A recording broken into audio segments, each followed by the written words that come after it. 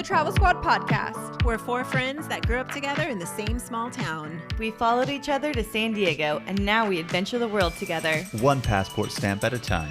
We're here to share our travel stories and inspire you to go on your own adventures. Even if it starts with your own backyard. I'm Jamal. Brittany, Kim, And I'm Dana. and we're the Travel Squad podcast. So grab your tickets. Your passport. And don't forget your travel insurance. And prepare for takeoff.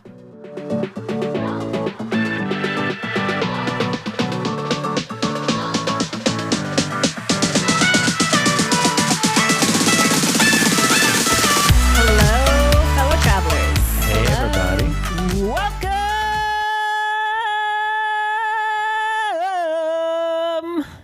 to episode 41 of the Travel Squad podcast. That's a lot of welcome. It's a can of welcome. Get your hiking shoes on and double knot those laces because we don't want you tripping out there on the trails. We're hiking the best trails of San Diego.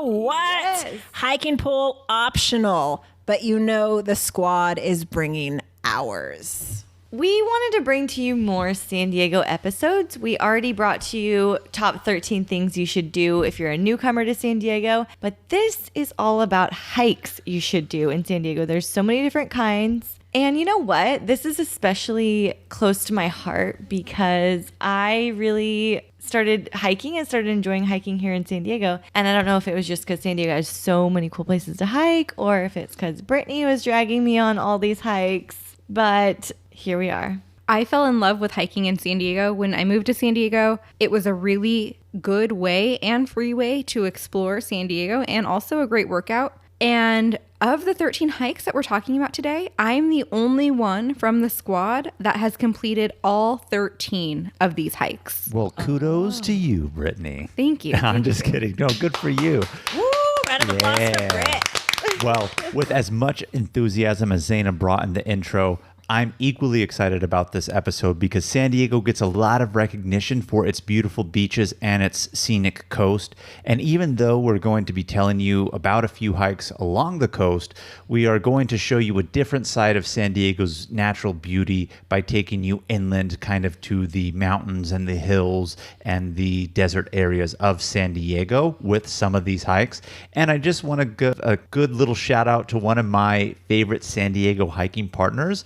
And that's going to be Emma, Kim's dog. She's here recording with us right now. And I always enjoy our hikes in San Diego because she usually comes on those since it's a lot easier than when we travel to further places. So shout out to Emma. Emma. Can I get a little bark, Emma? I was just about to say, can I get a woof woof? Oh, she's barking in spirit. So I didn't actually realize this because I don't have a dog, but one of my friends had made the comment that sometimes she gets sad because she can't take her dog on all of the hikes. And I thought, why not if you have a leash? But here in San Diego, we do have mountain lions and snakes out there. So, you know, some of the trails are dog friendly and some of them are not dog friendly. And we've tried to do our best to point out which ones are dog friendly and not. So the first hike we're going to talk about is Iron Mountain. And Iron Mountain is located in Poway and it happens to be dog friendly. Emma loves this trail. So it's about a 5.2 mile round trip trail in San Diego.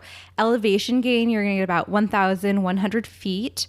And this trail offers beautiful valley views. Really pretty, meadow walk the first mile or two, and then it starts to get more steep as you go up, and it's more challenging, more of a moderate hike. I have not done this hike, but I've heard a lot about this one and I've heard that it's challenging. And when you get there, you'll know that you're there because there's this really large iron gate with a big sign that says Iron Mountain. And when you start along the trail, the first portion is you hiking through a grove of trees, and that part is pretty flat.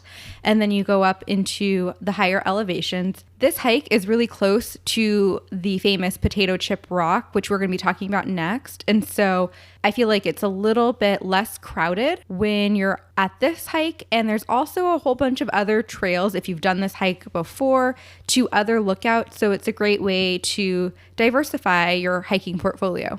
Because there's a lot of branch offs from that trail to go other ones. Yeah, exactly. Very nice. Well, Like you said, this is close to Potato Chip Rock, which is actually our hike number 2 for San Diego that we're going to talk about. Now, Potato Chip Rock is its nickname. It's really Mount Woodson. It's also located in Poway. And for any of you active hikers out there, I'm sure maybe you've actually seen this spot Instagrammed. It's very, very famous, not even just in San Diego, but definitely nationally. I don't know internationally on the hiking level, but more particularly because of the formation that makes a rock look like a potato chip. It looks like a thin little Pringle that hangs over the edge. So it's very famous to go do your posing spots on it, and it looks so thin that you think the rock just might break. It's crazy. People take a whole bunch of stuff out there to do crazy pictures. Like I've seen people with a vacuum on the rock, or they've had picnics on the rock. And my first thought is, are people actually carrying all of this stuff out there just for the picture? Yeah, like they that's saw crazy. a vacuum. People in suits carrying vacuum. We saw people in suits carrying a vacuum. We've seen people do the like Simba pose on the rock where they're holding their dog up. Kim, have you ever held Emma up there? It's a little scary when you get up there. I did this one with Jamal and Brittany on New Year's Eve a few years ago. And I remember thinking, oh my gosh, how do you even get to the top of the rock? Because it is pretty scary. Well, yeah, because the hike itself is 7.6 miles round trip. So I guess hiking up, they're doing about pretty much 4 miles carrying that vacuum, or I've seen barbecues too, and just random things that people want to go do their photo shoots on.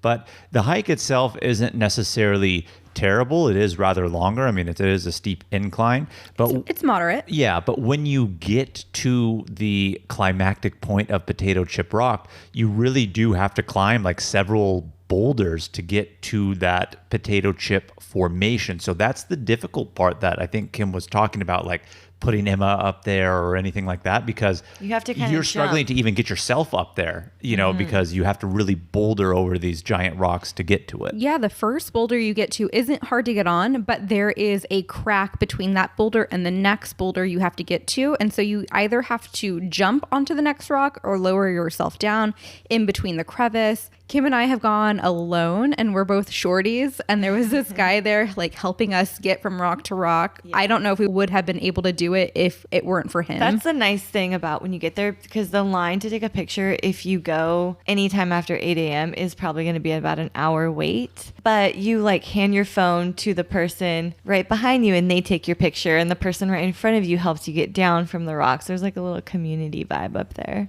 Can you imagine though? Hey, hold the vacuum while I jump, and then once I'm on the top, then you can pass the vacuum to me. People have done some crazy poses where it looks like they're hanging on with one hand, like, and they are like hanging off the side of it. It's crazy. They are, but from the right photo perspective, it looks like it's really hanging over a cliff edge and it's steep. And in reality, it is hanging over an edge, but it's not a very far fall. Like if you fell, worst case scenario, if you land wrong, you might like twist an ankle, but even then it's not even that big of a fall. Maybe I would say like 8 to 10 feet, right? Before you're at another rock layer below. Not very far, I don't think. I saw a kid once doing pull-ups on the ledge of the rock, and I just got super jealous, and I thought, oh, I wish I was able to do some pull-ups off that Where's edge. your pull-up game, Zaina? I'm working on it. Not as good as that kid doing it off the edge, though. No. I just can't Absolutely imagine not. having to swing your leg over to get up onto the rock after doing pull-ups off of it.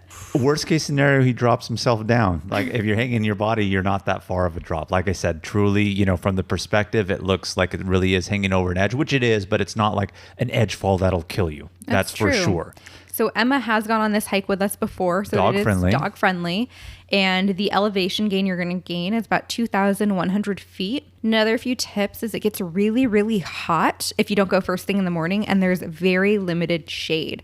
And again, if you're not there first thing, there is going to be a line to take a picture on the rock. So just keep that in mind. Like, how much do you really want to wait in that line when it's really hot and there's no shade? And another thing that I do want to mention is the trailhead of this hike is from a Poway City Park. So you do have to pay for parking, which is $8. Now, if you're listening to this and don't live in San Diego, it is free if you are a resident of Poway. But most people listening to this, you are not a resident of Poway. So just be ready to pay the $8 for parking. We aren't even residents of Poway. San Diego residents, so we have to pay. So the next hike we're going to talk about is El Capitan in Lakeside. This is Zaina's favorite hike in San Diego. Or known as El Cap. Zaina says El Cap all day, every day. Let's hike it. Let's hike it. I hear her all the time say, I want to hike El Capitan more than anything else. Yes. Brittany is not kidding when I say this is my favorite hike. This is also the most challenging hike in San Diego. And I did it for the first time maybe about 4 years ago before we did Machu Picchu. And Brittany said, I know that you run a lot, Zaina, but running and hiking are two different things. So Zaina scoffed at me. I did, I was like, whatever, dude, like same thing. So anyways, Brittany said, let's have you try out a hike. And I said, give me the hardest one. So she said, okay, let's do El Cap. And she hadn't done it at that point yet either. So I was like, oh, okay. And it is about 10.6 miles round trip. And the night before, Brittany and I were looking at it online. Everyone was saying that it is very, very, very challenging. And at around mile 3, you're just going to be like, oh my gosh, this is mile 3. It is the most steepest portion of the hike. It's so hard, blah, blah, blah. So the next day when Brittany and I were out doing it, we were walking up a steep cliff and Brittany and I were huffing and puffing. And Brittany made the joke that this has to be mile 3. And we look up and we see a trail marker saying mile 3. It's no joke. It don't play. It doesn't play. And, we've talked about the other hikes. They've been like 1,000, 2,000 feet in elevation gain. El Capitan is 3,576 feet in elevation gain. Mm-hmm. And it's all up and down. So it's not like you're just hiking to the top of a mountain and then you're coming down. It is up and down. So there is no reprieve on your way back. And there's also no shade on the trail. Now, take as much water as you think you're going to need and double it. It will take you some time. It is challenging and there is no shade. And sometimes there is a park ranger out there passing out water just because it's such an intense hike. I also recommend bringing hiking poles and a lunch. So when you get to the top, you can just sit down, take a break, and eat before heading back because it's just as challenging on the way back as it is on the way there. And then lastly, the parking lot that you get to, it doesn't open till a certain hour. So if you get there early, you can park along the street, but the parking lot also closes at a certain hour. So there are signs saying if you go past 1 p.m., you shouldn't go past a certain point because your car is going to get locked in the parking lot if you had parked there. One other thing I just want to make a note of is when they're talking about there being really no shade and it's really hot, a lot of people, again, have that misconception. San Diego has perfect weather. It's nice and cool, which for the most part of the year, it truly, truly is. But this is that different side of San Diego I was talking about. This hike is a lot more inland, kind of in the desert mountain areas. So it's really, really rocky, no shade with trees, more kind of desert arid area. So be mindful when we say it's hot, it's definitely hot. I mean, you're more than 20 miles inland from the coast at this point, and it's definitely warm out there. So don't think we're just saying it's hot for San Diego. It's hot, like 100 degrees hot. I'd love to see you do this trail with us, Jamal, because I feel like Zaina and I have invited both you and Kim. I want to try this trail, but the way you just described it is a little scary. You know what? No, you know what? I'm not trying to scare anyone. No.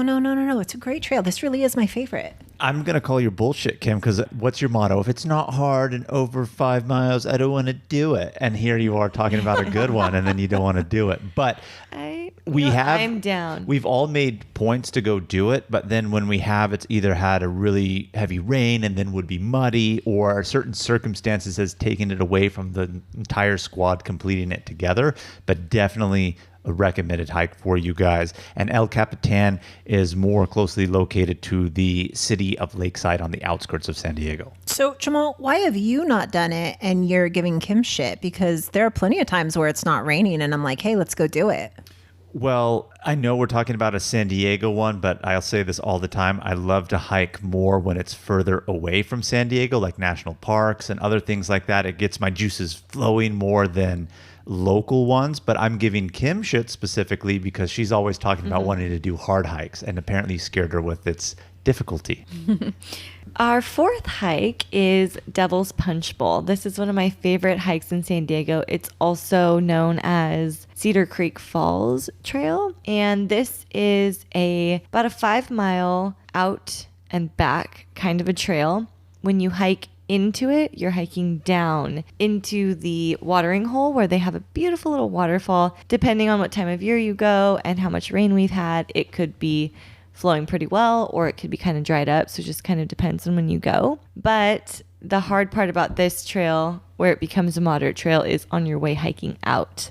Because whatever you've gone in is what you have to go out, which is about 1,000 feet. I'm not really a big fan of hiking down first and then hiking back out. Like, that just seems counterintuitive to me. But I do like this trail a lot. It's really pretty. It's really pretty. The highlight is definitely the Devil's Punch Bowl, which is the waterfall going down into this enclosed rock area. And in the summertime, you can swim in that punch bowl as well if there's a good amount of water. And one thing to note is you do need a permit, and you actually have to print the permit. You can't just show it on your phone. You actually have to print it and put it in your windshield. So the website, if you need it, is recreation.gov. It's about $6. And there are people there sitting out in a tent at the trailhead. So when we say you need a permit, you really do need a permit. They're going to get you. This one is dog friendly. You can bring Emma. Have you ladies ever swam out there when you've done it? No, I've only done it once. We did it and it was very early in the morning. Like, I think before the permit people were even out there. For some reason, Brittany likes to wake up at like 4 a.m. and hit the trail. That's Brittany for you. That is me. Yeah, we have a funny story about hiking through Balboa Park. That early in the morning.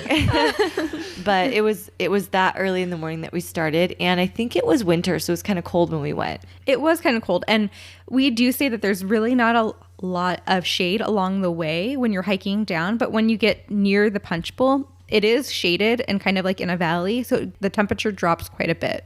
So hike number 5 is Cuyamaca Peak. It's located in a state park called Cuyamaca State Park, and it's in East San Diego, south of the mountain town Julian. I've done this hike twice. I've gone with Kim, and I've also gone with my friend Valerie. So I've done it both times via the Azalea Glen Loop. And the time I did it with my friend Valerie, there was still snow on the ground. We went in February, and it was so beautiful. Kim, when we went, was there snow? There was snow. Oh, yeah. This is not really a dog-friendly trail. The dogs are not actually supposed to be allowed on the trail, but there is a service road you can take up to the peak, and it gets you to the same place as the trail.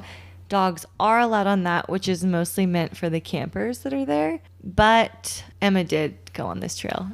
Whoa.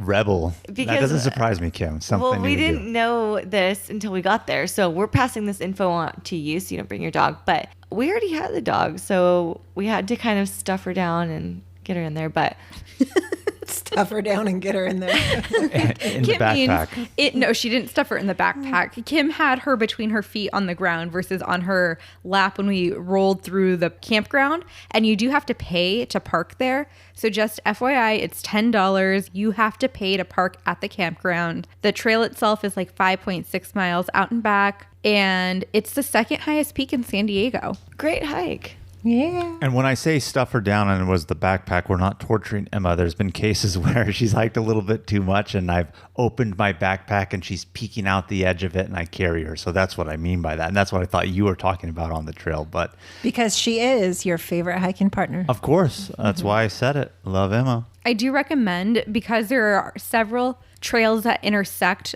along the way, do get a map when you pay for the parking and use that as a guide because you don't want to get lost up in those mountains.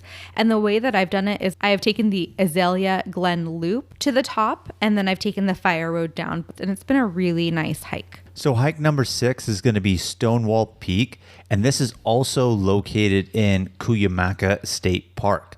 And I really love this hike, and when I went to it, it was really exciting for me because Brittany and I love to camp. It's been a while since we did it, and it got me just really thinking, okay, look at this. The beautiful hike is here. There's campgrounds, and it would be just amazing to go out on a weekend on a Friday, do your camping, wake up in the morning, do some morning hiking out in nature, be out there in the pine trees and in the forest. And this one was a really, really fun hike that I enjoyed a lot. And it is only a 3.4 mile round trip and not too much of an elevation gain, only about 813 feet, but you are in eastern San Diego in the mountains already as it is. So you're at a lot higher elevation, but in terms of the hike up itself, not too much an elevation gain. Yeah, what I really like about this hike is you get really great views of the valley, and there's a railing at the top of the mountain, and it gets super, super windy, and you kind of have to hang on to get up there, but it's worth the view. It's right across the street from Cuyamaca Peak, so if you are camping in the area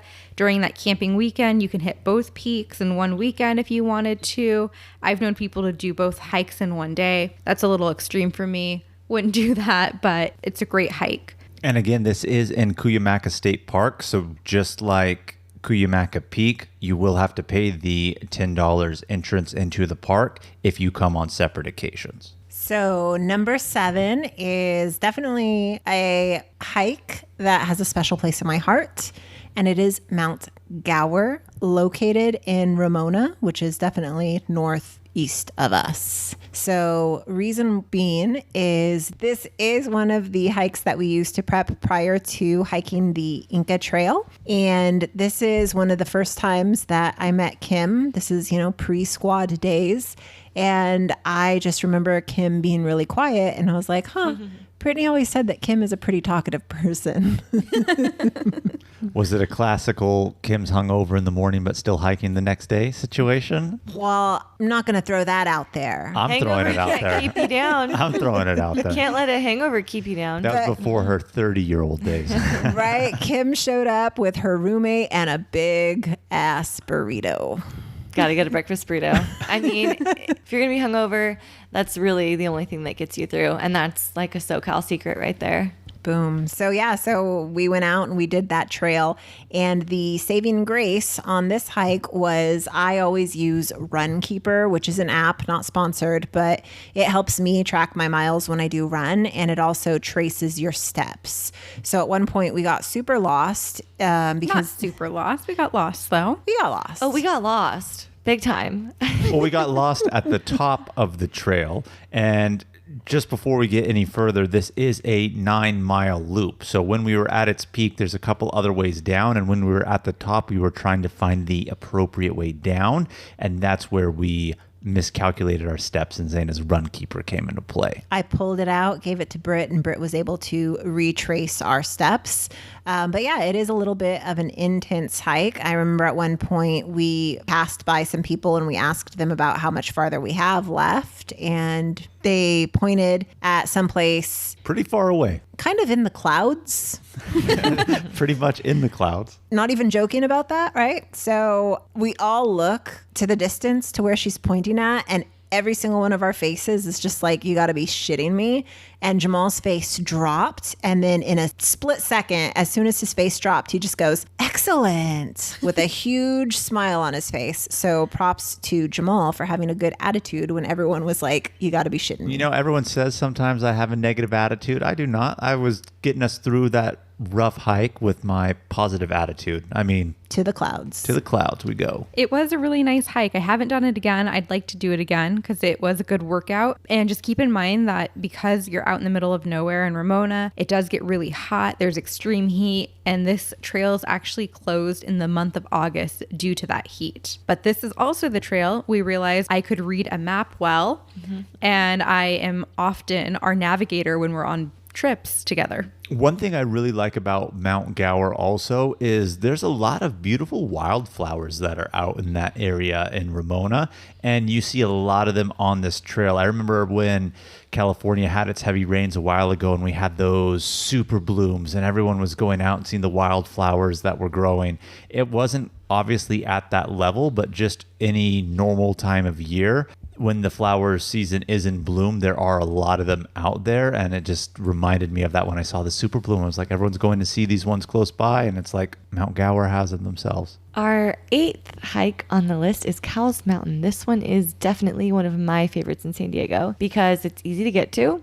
It's right in the central area of San Diego. It has several different ways you can go up it. There's a front of the trail where there's a parking lot and bathrooms.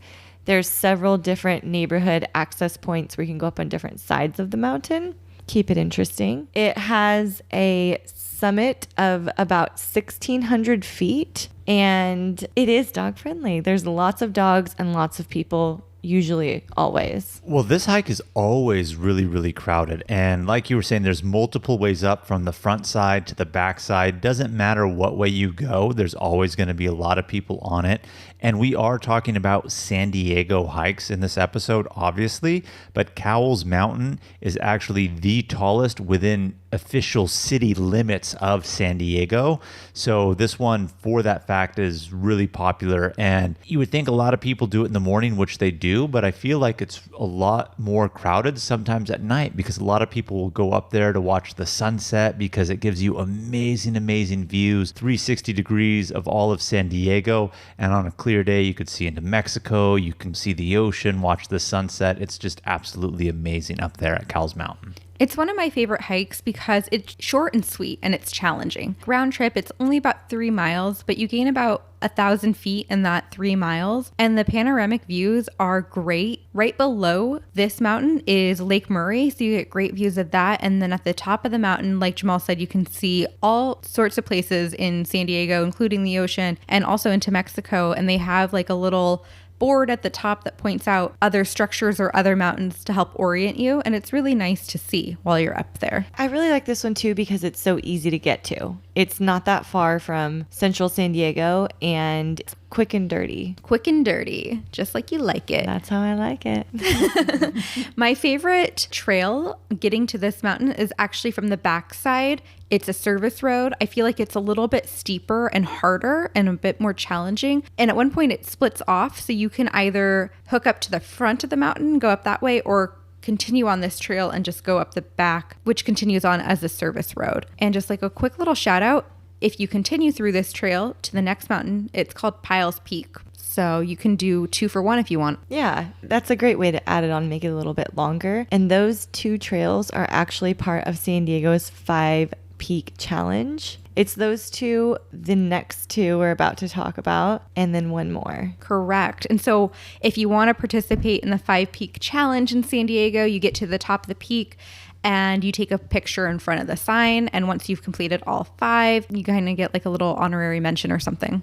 So then, Kim, why don't you tell us about number 9, which you said is part of the 5 Peak Challenge. What do we got next? This is a twofer because it's North and South Fortuna Mountains. They're connected. You can do both of them. And it's really cool. They have like stairs that go up one side and it's kind of a set of rolling hills. This is a dog-friendly trail, but beware because in the summer, there are a lot of rattlesnakes here. There are. We actually got scared. I saw a lizard that looked like a snake and I freaked out because I was afraid for Emma. We had brought her on the trail, but it happened to be a lizard. It looked like a snake. Jamal, did you protect Emma? He wasn't there. I wasn't here on this one, but on another beautiful San Diego hike, Brittany and I have come across a massive 5-foot-long rattlesnake. Oh. And 5-foot-long rattlesnakes are abnormally large. So good point. Any trail that you do kind of out in the mountain desert area, San Diego has a lot of snakes, so do keep that in mind that you can see them. But North and South Fortuna, it is, as Kim said, dog friendly and round trip. It is about 7.6 miles, so definitely a little bit longer of a hike, and it gives you a good elevation change of about 2,500 feet. Yeah, and I would recommend doing North Fortuna first, then South, and that was the way that we did. Found it to be a great challenging hike, and you know when you're between the 2 mountains because you're literally in the saddle and you have just gone down one mountain and you see the next mountain right in front of you. The South Fortuna portion of the mountain is also known as the Stairway to Heaven. And is there a particular reason why that is? Yeah, all the stairs that Kim talked about going down. If you wanted to do South Fortuna first, you can go hike up that stairway to heaven if you wanted to. So it's specifically because of the stairs that gets that name. And again, these two hikes are in Mission Trails Regional Park, which is where Cowles Mountain is and Piles Peak is as well. So number 10 on our must hikes in San Diego is going to be Torrey Pines. Now, Torrey Pines is located in La Jolla, which is a little bit more north of downtown San Diego area. And Torrey Pines is known as Torrey Pines specifically because of the Torrey pine trees that are unique specifically to this spot and portion of California, and these trees are endangered. So it is along the coast, but there's bunch of different trails in that area that you can choose from, but either way you're going to come across the Torrey pine trees, beautiful views of the sea, and it's just so amazing being along the coast for the Torrey Pines trails. Zaina, have you done this hike? I have not. No, I've been out to Torrey Pines, but I've never actually done this hike. I definitely recommend it for our listeners and for you. I know. I have not personally done the Torrey Pines Trail. I would like to. I have been out to Torrey Pines. I've kind of hiked around, but never on an actual trail. But really, what I really want to do is complete the 5 Peaks Trail Challenge. And I know Torrey Pines isn't a part of the 5 Peaks, but that's what I want to do. Okay. Well, I love this hike because there are so many different trails you can choose from. You can add on and choose kind of how much you want to hike. And if you do one of the longer portions, it actually gets you beach access. And if you're at the top, before you descend down to the beach, sometimes there's views into the water and you can see whales in the distance. Do you remember when we saw the whales, Kim? Yeah. It was amazing to see that out in the distance. So really cool to see, really scenic hike. And it's your one chance to really see Torrey pine trees. Our next hike on the list, number 11, is the Ho Chi Minh Trail. It's not far from Torrey Pines. So I like to park at the trailhead, which happens to be in a residential neighborhood of La Jolla. And then you kind of go through like a slot type canyon. There's a little bit of treacherous areas you have to walk through, but it's short. I found that it's actually better to hike this one barefoot than to even, or if you're not wearing tennis shoes, it's better to do it barefoot than say in sandals. But at the end of the trail, you kind of rappel down into the ocean, into the beach sand, and then you can walk over to Torrey Pines, which is just a couple more miles north through the Black's clothing optional beach. I was going to say, is that your highlight of this trail? Is that it runs you through Black's Beach, which is the nude beach in San Diego? You know what? It might get a little toasty when you're doing that hike. And if you would like to just bear it all, then go for it. Clothing optional, huh? Yes, it is. So I have expressed my option before. Good for you, Kim.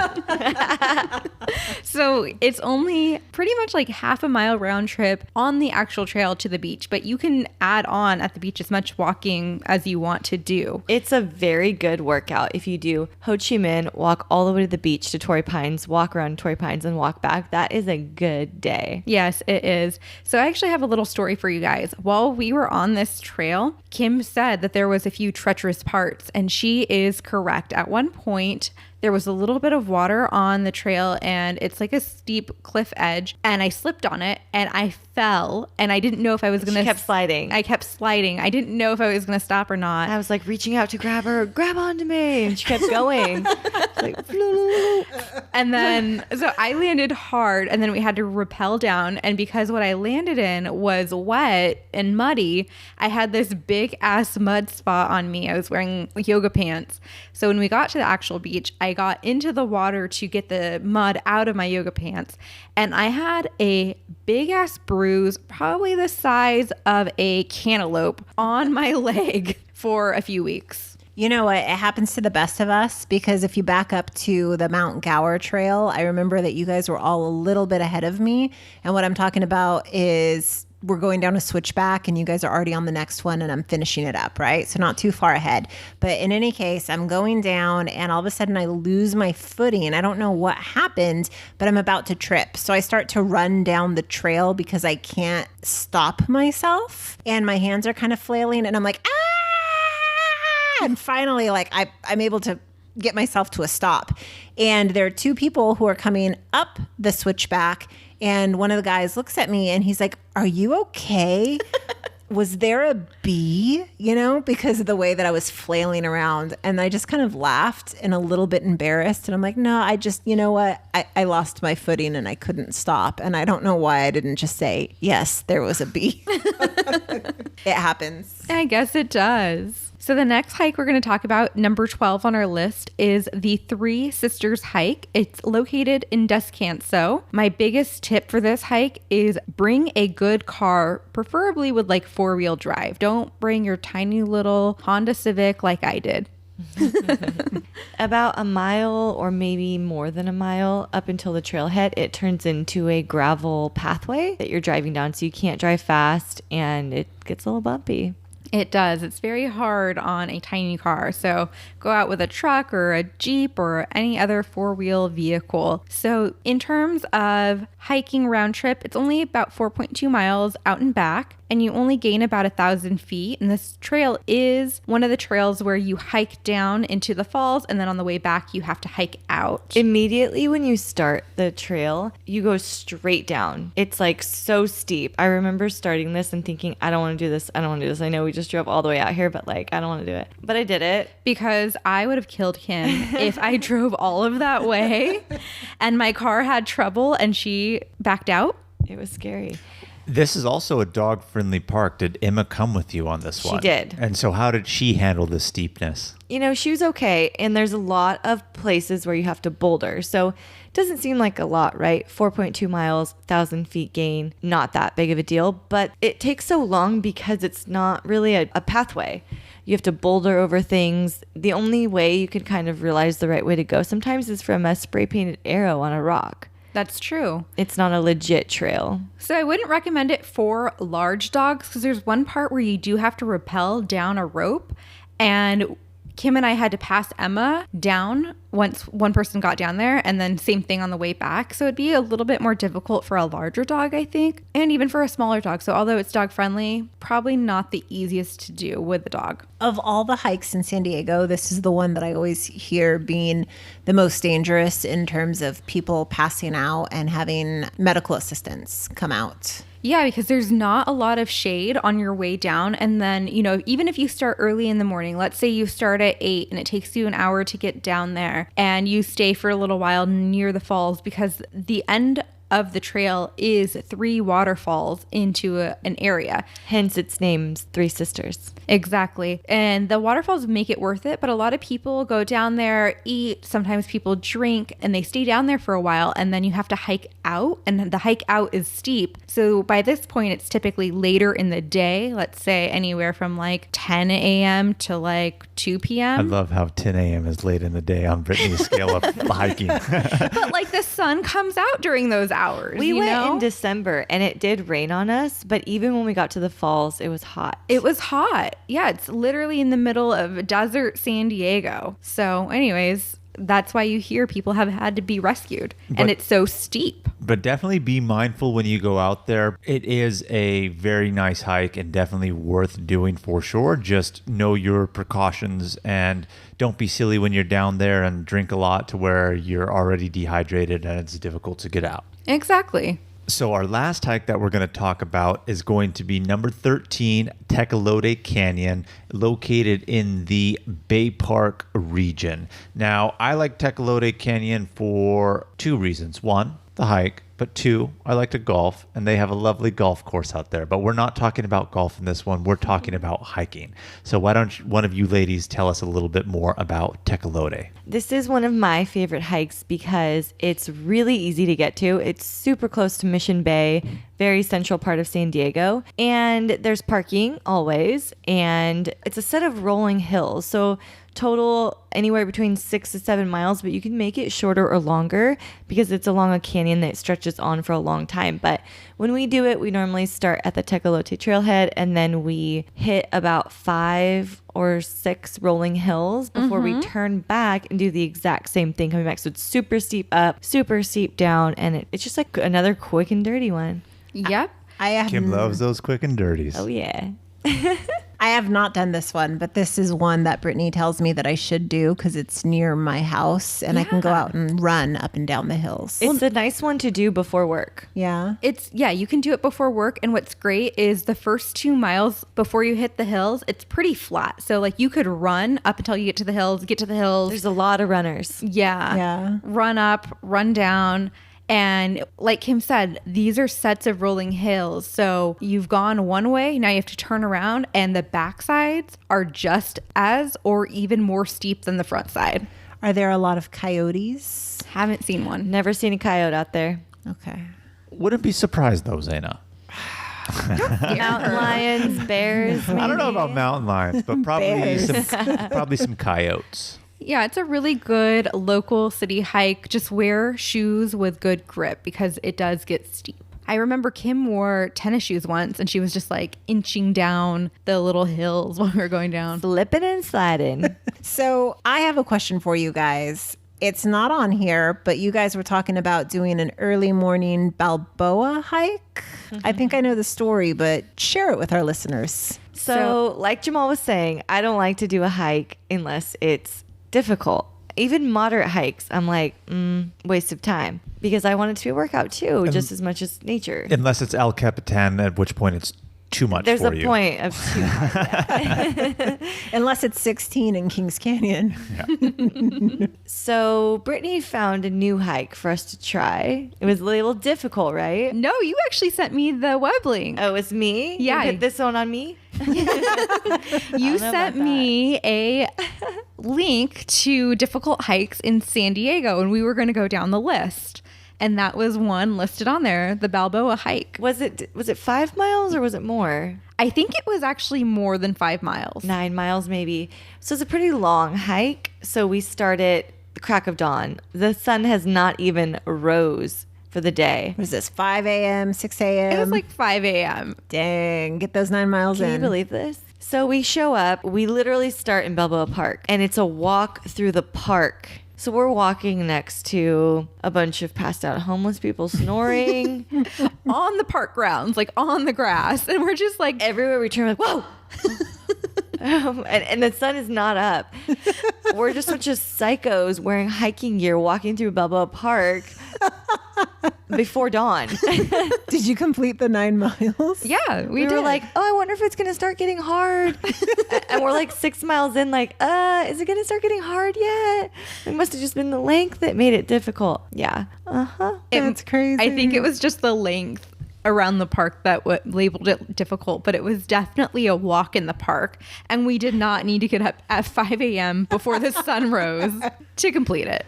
So there you have it. There's a bonus hike for you guys. If you even want to call it a hike, huh? Balboa Park has a lot of nice walking trails. Walking trails.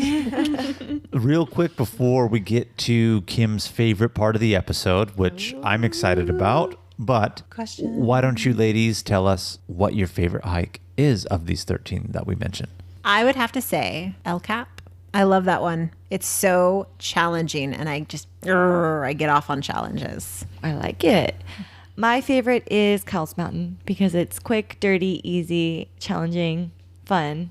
Good views. I was going to say exactly the same thing. Cowles Mountain would be mine. There are some more challenging ones, obviously, and challenging ones are always fun. But what I like about this one the most is it's so centrally located to San Diego, and it really gives you those amazing views that we talked about. I mean, I love just going up there, watching the sunset, or even if not during sunset, you can see amazing 360-degree views. So Cowles Mountain is definitely a nice, quick one, but definitely challenging at the same time. Love it. It's really hard for me to decide on just one. And I don't know if it's because I've done all 13. So I'm like, which one do I choose? But I'm going to have to pick two. Cowles, because it's quick and easy and dirty. And I would also have to say probably Iron Mountain. I love the valley views Iron Mountain has. And I feel like it's a lot less crowded than Potato Chip Rock.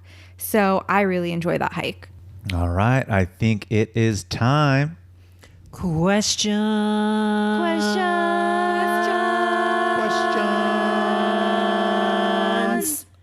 of the week. Of the week. Yeah. All right. Let us know what you think about our jingle, guys. Because we It's clearly working for me. love our acapella. We hope you do too. Oh, this is a good question. Somebody wrote in and asked, what do you keep in your hiking backpack? Well, if it's snacks, take it out. I'm just kidding. That's an ode back to our Inca Trail episode.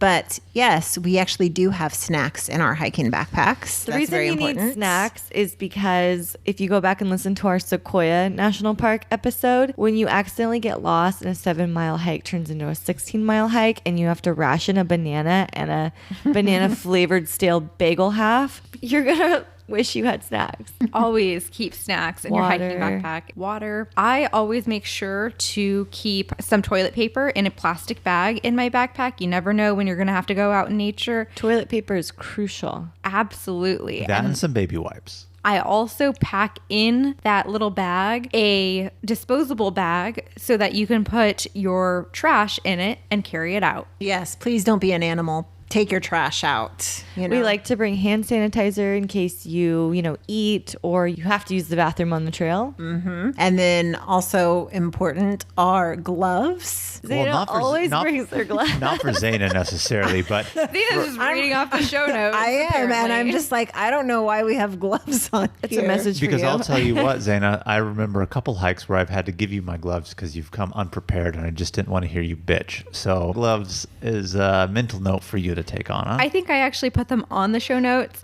I always keep an extra pair of gloves and socks in my hiking backpack. You never know when you're going to cross a stream when you're hiking and maybe your socks get wet. It's nice to have a change. And also, you never know if it gets super cold. You don't want to have your hands get freezing in the weather. Well, yes, gloves are very important, but in the context of San Diego, maybe not so much.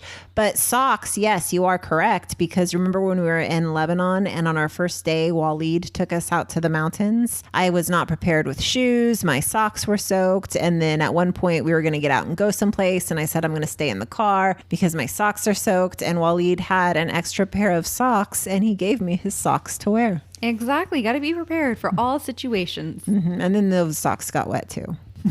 Probably because of your shoes. At least you had some dryness for a little bit. Exactly. Our next question is, when we go hiking, how much water should we take or do we take? And for me, I have a specific hiking backpack that has a water bladder, and that water bladder holds 1.5 liters of water. So I usually fill the 1.5 liters. Depending on the hike that we're doing and the weather, I may bring additional water bottles as potential backups and carry it within the backpack itself, because it won't obviously fit in the bladder if I have it full. But usually the 1.5 liters is sufficient. But again, it all depends on what hike you're going to be doing and what time of year. So just keep that in mind. There's no true or tried answer to that. My hiking backpack also has 1.5 liters. And when I've done El Cap, because it's not a one and done thing, I've done it many times. And I always need at least double that because it is hot out there and it's steep.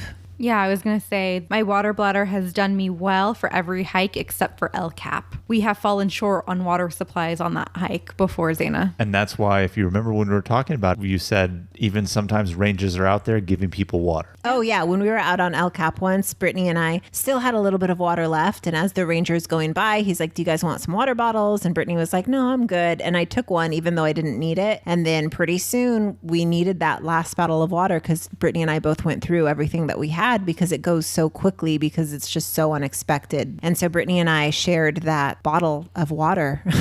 And we were laughing about it and we're like, maybe Brittany should have gotten one. But you don't think you do because you have plenty. So that's why we say stock up. Our last question is, if you only have time to hike one of these hikes while in San Diego, which should you do?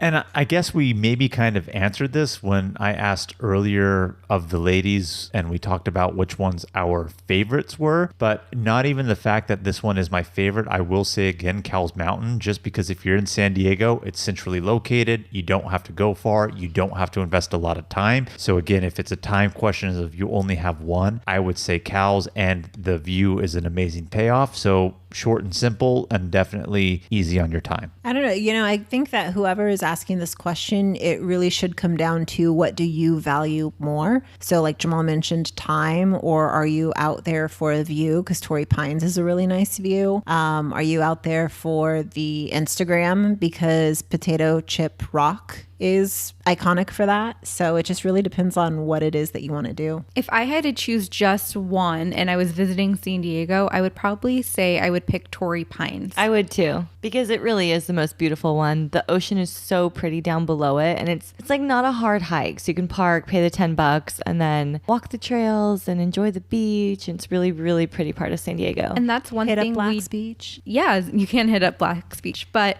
one thing that we didn't mention while we talked about Torrey Pines is you do actually have to pay to park in their parking lot. They do have unpaid spots along the way, but they do fill up really fast. So if you're not there early, you're going to have to pay to park. So there you have it, hikers. Those are the 13 trails that we brought to you today. But obviously, these are the honorable mention ones that we wanted to talk about because there are a lot more than 13 trails in San Diego. You could spend forever exploring the vast terrain that is the 619 area code. Yeah, Brittany and I, as a matter of fact, just found a new hike close to our place that I had no clue even existed, and I liked it a lot. So, but these ones are definitely the highlights. Thank you guys so much for tuning into this week's episode. Please keep the adventures going with us. Follow us on Instagram at Travel Squad Podcast and subscribe to our new YouTube channel, Travel Squad Podcast on YouTube. And if you found the information in this episode to be useful, or if you thought we were just plain funny, please share it with a friend that would enjoy it too. As always, please subscribe, rate, and review our podcast, and tune in every Travel Tuesday for new episodes. Make sure to pack your bags and grab your passports because next week we are taking you with us to Tokyo, Japan. Japan. Japan. Woo! Bye, everybody. Bye.